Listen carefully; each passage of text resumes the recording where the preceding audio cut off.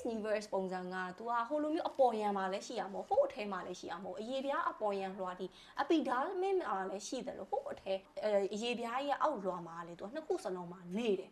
အားဖြစ်တဲ့အတွက် तू ကလေဆာနဲ့သုံးမှပဲလေဆာပြစ်မှတာလေသက်သာနိုင်စွမ်းရှိတယ်ဒါပေမဲ့တော်တော်များများအားဟာဟို skin care တွေတော်တော်များများလိမ့်ပြီးမှဟိုလိမ့်စေးကောင်းတယ်ဒီလိမ့်စေးကောင်းတယ်ဆိုပြီးတော့အကုန်လုံးနောက်ဆုံးပြီးသွားပြီးမလုံနိုင်တော့တဲ့အချိန်ကြာမှာ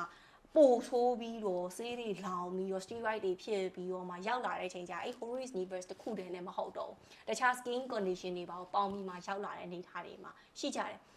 အဲ့တော့ဒေါက်တာရဲဒါဆိုရင်ကုဖို့ကလေဆာပဲရှိရလားကြံတာမရှိဘူးလားဆိုရင်ဟုတ်တယ်လေဆာပဲရှိရကြံတာမရှိဘူးလိန်ဆေးလည်းမရဘူးတချို့လိန်ဆေးတွေလေးလိုက်တယ်ဆိုရင် Horus Universe ပိုဆိုးသွားတာမျိုးတွေဖြစ်တယ် skin care နဲ့ဆိုရင်ပိုတော့မရသေးဘူး active ingredient ဘာတွေပဲဖြစ်ဖြစ်ပေါ့နော်ဆိုတော့လေဆာနဲ့ကဘယ်လိုသွားရမလဲဆိုရင်တော့တစ်ချိန်နဲ့ရလားဆိုတော့တေးကြတယ်တစ်ချိန်နဲ့မရအောင်သူက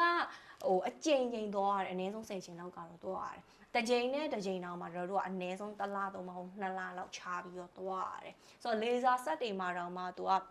ဟိုလိုမျိုးဒီ NDS လို့ဘာလို့ပုံစံလိုမျိုးပုံစံနဲ့ပဲသွားတယ်ပေါ့ဒါကကျတော့ဆေးကန်းကိုသွားတဲ့အချိန်ကြာရေးဆိုရင် aesthetic ဆရာဝန်တွေချပြပါလိမ့်မယ်ဘာနဲ့ပဲအဆင်ပြေတယ်ဆိုတဲ့အကြောင်းလေးပေါ့နော်